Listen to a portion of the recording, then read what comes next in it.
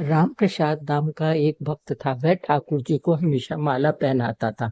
उसको 14 साल हो गए। एक दिन भी ऐसा नहीं आया कि माला नहीं पहनाई। जब 15 साल पूरे होने को आए तो उसने ठाकुर जी से कहा कि जिस दिन 15 साल पूरे हो जाएंगे उस दिन मैं नहीं आऊंगा, आपको मेरे पास माला पहनने के लिए आना होगा, क्योंकि मैं 15 साल लगातार आपके पास आया हूँ।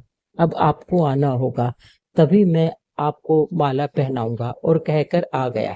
जब 15 साल का आखिरी दिन था, उसने अपने घर में 56 भोग बनाए और ठाकुर जी का इंतजार करने लगा, माला पहनने के लिए आएंगे। बहुत देर हो गई, वह नहीं आए तो उसे बहुत दुख हुआ। उसने अपने आप से कहा, छोड़ो, नहीं आते हैं तो मत आने दो।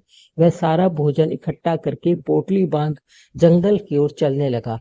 थोड़ी दूर ही पहुंचा था कि उसने देखा गायों का झुंड आ रहा है। उसे एक छोटा सा बालक हाँक रहा है।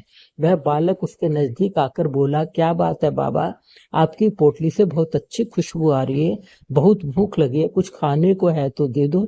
ठाकुर रामप्रसाद बोला, हाँ हाँ खा लो। वह तो आया नहीं जिसके लिए बनाया था।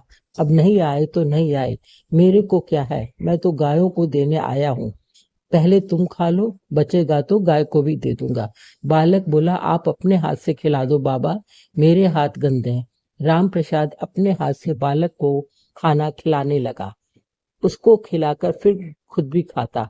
राम प्रसाद बड़े ध्यान से बालक को निहार रहा था। बालक ने मुस्कुराते पूछा, बाबा क्या बात है?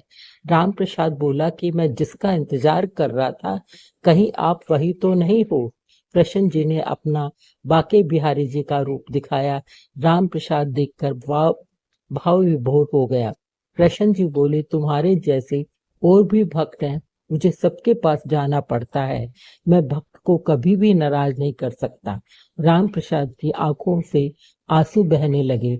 उसने बाके बिहारी जी को का बहुत बहुत आभार प्रकट किया कि आपने मेरे को दर्शन दे। बाके बिहारी जी बोले, मुझे अपने से अपने भक्त बहुत प्रिय हैं, मैं भक्त के लिए कुछ भी कर सकता हूँ। बोलो बाके बिहारी जी की जय हो।